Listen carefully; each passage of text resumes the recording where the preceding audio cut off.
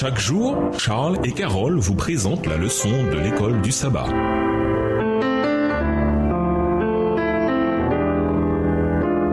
Bienvenue dans votre émission. Dieu nous parle. Nous voilà à la leçon de dimanche, l'alliance et l'évangile. Dans toute la Bible, l'alliance et l'évangile vont de pair. La notion d'alliance et la promesse de l'alliance existaient déjà avant la formation du peuple d'Israël, voire par exemple l'alliance de Noé. Mais l'alliance a pris une place importante dans les relations que Dieu entretenait avec son peuple, à commencer par ses pères, les patriarches. Dès le début, la vérité qui était au cœur de l'alliance était l'évangile, le salut par la foi seule. Lisons Genèse 12, les versets 1 à 3, Genèse 15, les versets 5 à 18 et Romains 4, les versets 1 à 5. Quelle était la promesse de l'alliance faite à Abraham, plus tard Abraham, et comment l'évangile est-il révélé dans cette promesse? Genèse 12 et versets 1 à 3. L'Éternel dit à Abraham, va-t'en de ton pays, de ta patrie et de la maison de ton père, dans le pays que je te montrerai. Je ferai de toi une grande nation et je te bénirai. Je rendrai ton nom grand et tu seras une source de bénédiction. Je bénirai ceux qui te béniront et je maudirai ceux qui te maudiront. Et toutes les familles de la terre seront bénies en toi. Genèse 15 et versets 5 à 18. Et après l'avoir conduit dehors, il dit, regarde vers le ciel et compte les étoiles, si tu peux les compter. Et il lui dit, telle sera ta postérité. Abraham eut confiance en l'Éternel qui le lui imputa à justice. L'Éternel lui dit encore, je suis l'Éternel qui t'ai fait sortir d'Ur en Chaldée pour te donner en possession ce pays. Abraham répondit, Seigneur Éternel, à quoi connaîtrai-je que je le posséderai? Et l'Éternel lui dit, prends une génisse de 3 ans, une chèvre de 3 ans, un bélier de 3 ans, une tourterelle et une jeune colombe. Abraham prit tous ces animaux, les coupa par le milieu et mit chaque morceau l'un vis-à-vis de l'autre, mais il ne partagea point les oiseaux. Les oiseaux de proie s'abattirent sur les cadavres et Abraham les chassa. Verset 12. Au coucher du soleil, un profond sommeil tomba sur Abraham, et voici une frayeur et une grande obscurité vint l'assaillir. Et l'Éternel dit à Abraham, sache que tes descendants seront étrangers dans un pays, il ne sera point à eux. Ils y seront asservis et on les opprimera pendant 400 ans. Mais je jugerai la nation à laquelle ils seront asservis et ils sortiront ensuite avec de grandes richesses. Toi, tu iras en paix vers tes pères, tu seras enterré après une heureuse vieillesse. À la 4e génération, ils reviendront ici car l'iniquité des Amoréens n'est pas encore à son comble. Quand le soleil fut couché, il y eut une obscurité profonde et voici ce fut une fournaise fumante et des flammes passèrent entre les animaux partagés. En ce jour-là, l'Éternel fit alliance avec Abraham et dit, je donne ce pays à ta postérité depuis le fleuve d'Égypte jusqu'au grand fleuve, au fleuve d'Euphrate. Romains 4, versets 1 à 5. Que dirons-nous donc qu'Abraham, notre père, a obtenu selon la chair? Si Abraham a été justifié par les œuvres, il a sujet de se glorifier, mais non devant Dieu. Car, que dit l'Écriture? Abraham crut à Dieu et cela lui fut imputé à justice. Or, à celui qui fait une œuvre, le salaire est imputé, non comme une grâce, mais comme une chose due. Et à celui qui ne fait point d'œuvre, mais qui croit en celui qui justifie l'impie, sa foi lui est imputée à justice. Abraham a cru en Dieu, il a cru à ses promesses à son égard, et il a ainsi été justifié devant lui. Ceci ne veut pas dire que la grâce divine est une grâce à bon marché. Abraham a cherché à respecter sa part de l'alliance en faisant preuve d'obéissance, comme nous le constatons dans Genèse 22, au mont Morija. Mais sa foi lui fut comptée comme justice, Romains 4, verset 5. C'est pourquoi des siècles plus tard, Paul a pris l'exemple d'Abraham pour montrer ce que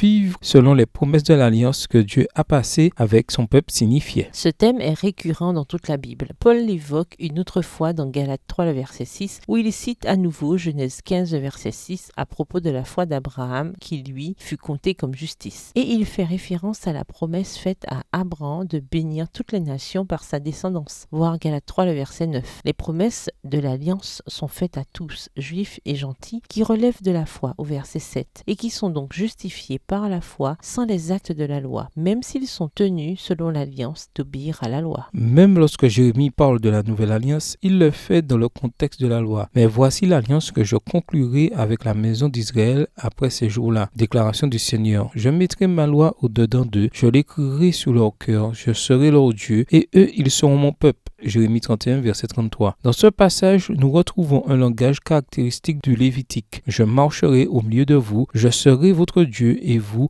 serez mon peuple. Lévitique 26, verset 12. Dans quelle mesure l'idée d'alliance entre la loi et l'évangile correspond-elle parfaitement au message des 3 anges d'Apocalypse 14, le message d'avertissement de Dieu au monde? Au revoir. Et à demain si Dieu veut.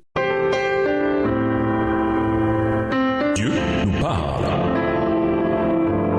Chaque jour, Charles et Carole vous présentent la leçon de l'école du sabbat.